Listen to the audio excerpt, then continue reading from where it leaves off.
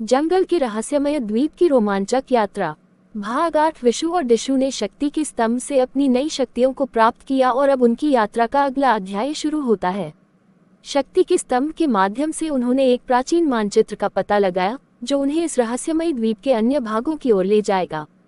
मानचित्र के अनुसार उन्हें स्वर्ण उपवन नामक एक स्थान पर जाना होगा जहां और भी अधिक रहस्य छिपे हुए हैं।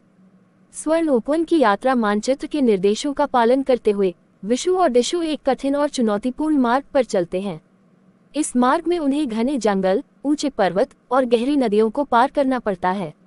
रास्ते में वे कई जादुई प्राणियों और खतरनाक जालों का सामना करते हैं। एक दिन चलते चलते उन्हें एक विशाल और रहस्यमय दरिया मिलता है। ये दरिया इतना चौड़ा और गहरा होता है कि उसे पार करना लगभग असंभव लगता है, लेकिन विशु अपनी उड़ान की शक्ति का प्रयोग करके दरिया के ऊपर उड़ता है और एक मजबूत रस्सी का पुल बनाता है ताकि डिशु भी दरिया पार कर सके। दरिया के पार उन्हें एक विशाल पर्वत श्रृंखला का सामना करना पड़ता है जिसकी चढ़ाई अत्यंत कठिन होती है। यहाँ डिशु अपनी अदृश्यता की शक्ति का प्रयोग करती है और चुपके से पर्वत के खतरनाक प्राणियों से बचते हुए एक सुरक्षित रास्ता खोजती है। स्वर्ण उपवन का रहस्य। स्वर्ण उपवन पहुँचते ही वे एक अद्भुत और चमकते हुए जंगल में प्रवेश करते हैं। यहाँ की हर चीज सुनहरी होती है, पेड़, पत्तियां और यहाँ तक कि जमीन भी। ये जगह किसी सपनों की दुनिया जैसी लगती है, लेकिन जल्द ही उन्हें पता चलता है कि यहाँ की हर चमकती चीज के पीछे एक गहरा रहस्य छिपा है। जैसे ही वे उपवन के और भीतर बढ़ते हैं उन्हें अजीबोगरीब जीव जंतुओं का सामना करना पड़ता है जो बहुत ही चालाक और खतरनाक होते हैं। स्वर्ण रक्षक का सामना। स्वर्ण उपवन के बीचों बीच वे एक विशाल और शक्तिशाली प्राणी का सामना करते हैं जिसे स्वर्ण रक्षक कहा जाता है।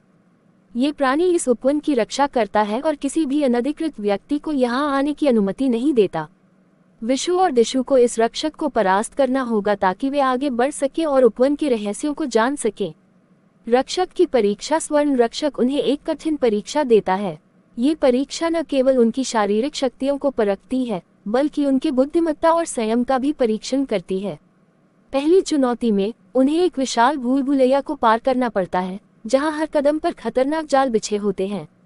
विशु अपनी उड़ान की शक्ति का उपयोग करके ऊपर से भूल भुलैया का नक्शा बनाता है और डिशु को निर्देशित करता है। दूसरी चुनौती में उन्हें एक जादुई तालाब के पार जाना होता है जिसमें हर तरह के भ्रम और माया होती है।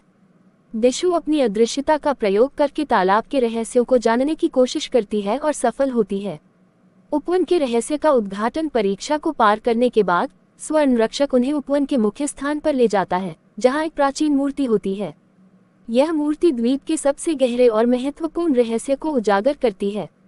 मूर्ति में उकेरे गए संकेतों के माध्यम से विशु और डिशु को पता चलता है कि इस द्वीप का निर्माण एक प्राचीन सभ्यता द्वारा किया गया था जो जादू और विज्ञान में अद्वितीय थी। नई चुनौतियों की तैयारी। उपवन के रहस्य को जानने के बाद विशु और डिशु को एहसास होता है कि आगे की यात्रा और भी कठिन और चुनौतीपूर्ण होगी, लेकिन उन्होंने ये भी समझ लिया है कि इस द्वीप के रहस्यों को जानना और उसकी शक्तियों का सही उपयोग करना ही उनके मिशन का अंतिम उद्देश्य है। वे अब अगले स्थान की ओर बढ़ने की तैयारी करते हैं जो मानचित्र में आकाशीय किला के रूप में चिन्हित है। ये किला आसमान में तैरता हुआ प्रतीत होता है और इसके रहस्य को जानने के लिए उन्हें एक नई चुनौती का सामना करना होगा।